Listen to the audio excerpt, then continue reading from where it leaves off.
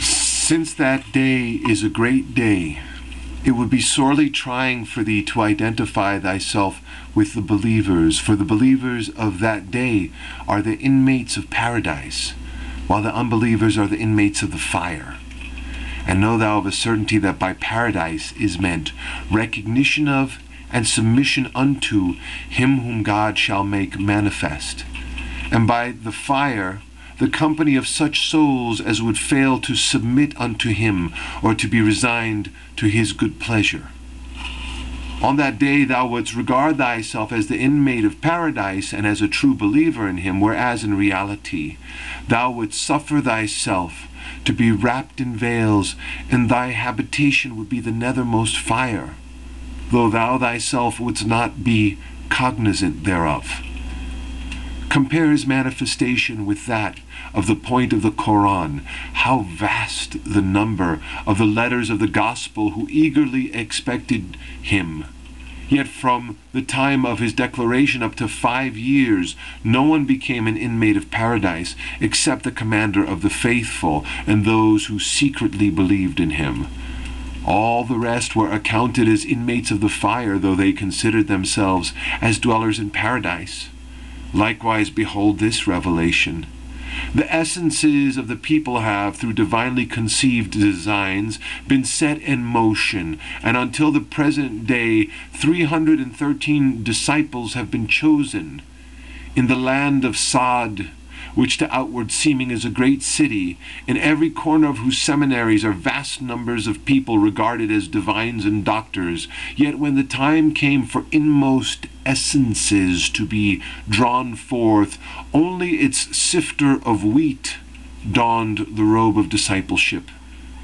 This is the mystery of what was uttered by the kindred of the Prophet Muhammad.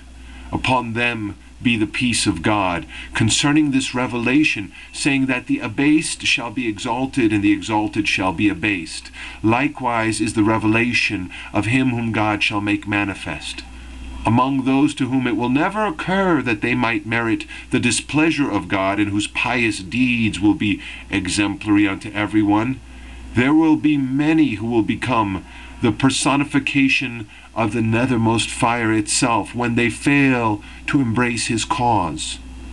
While among the lowly servants, whom no one would imagine to be of any merit, how great the number who will be honored with true faith, and on whom the fountainhead of generosity will bestow the robe of authority. For whatever is created in the faith of God is created through the potency of his word.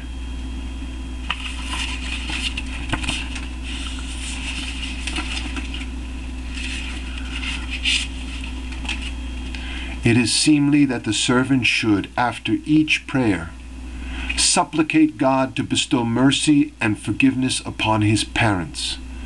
Thereupon God's call will be raised.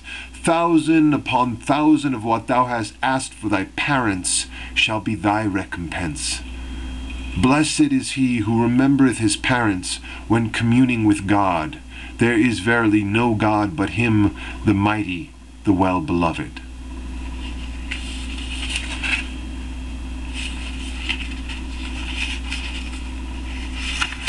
Likewise, consider the manifestation of the point of the Bayan. There are people who every night until morning busy themselves with the worship of God, and even at present, when the day star of truth is nearing its zenith in the heaven of its revelation, they have not yet left their prayer rugs. If any one of them ever heard the wondrous verses of God recited unto him, he would exclaim, "Why dost thou keep me back from offering my prayers? O thou who art wrapped in veils! If thou makest mention of God, wherefore sufferest thou thyself to be shut out from him who hath kindled the light of worship in thy heart? If he had not previously revealed the injunction, verily make ye mention of God, what would have prompted thee to offer devotion unto God? And whereunto wouldst thou turn in prayer?